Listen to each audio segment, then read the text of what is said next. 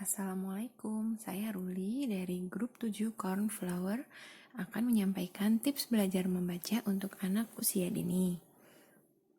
Gimana caranya ngajarin anak baca? Pastikan anak mengenal huruf terlebih dahulu ya.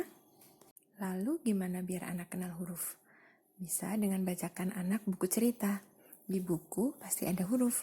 Selain melihat gambar yang ada di buku, anak akan melihat huruf-huruf yang berjajar membentuk tulisan di buku yang kita bacakan. Di usia tertentu, anak yang terbiasa dibacakan buku akan penasaran dengan tulisan-tulisan yang ada di buku loh.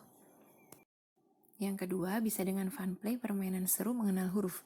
Yang namanya anak-anak pasti sukanya bermain. Di sini, kreativitas orang tua ditantang untuk menyiapkan permainan menarik untuk mengenal huruf. Banyak banget contohnya ya, di sosmed maupun web. Cari permainan yang anak kita banget, pasti deh dilirik. Yang ketiga, bisa juga dengan video berbahasa Indonesia tentang huruf. Di YouTube ada banyak banget ya video lagu ABC. Yang perlu diingat, pilih video bahasa Indonesia ya, untuk mengenalkan huruf ke anak, agar pelafalannya ABC, bukan ABC. Nah, kalau sudah hafal huruf, lanjut belajar baca ya.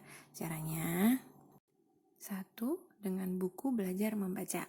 Buku belajar membaca itu ada banyak banget ya, dan cocok-cocokan juga sama anak. Ada yang hitam putih, ada yang berwarna, ada juga yang dilengkapi kartu.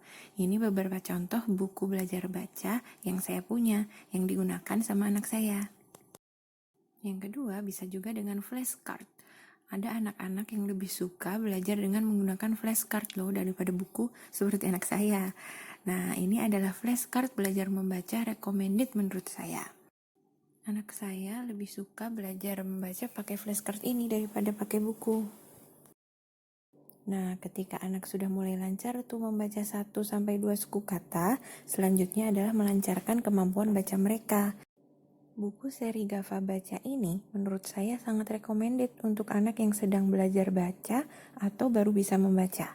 Satu buku hanya berisi 6 halaman, teks pendek dengan pilihan kata yang mudah. Anak akan semakin pede membaca ketika dia bisa dengan lancar menyelesaikan satu buku.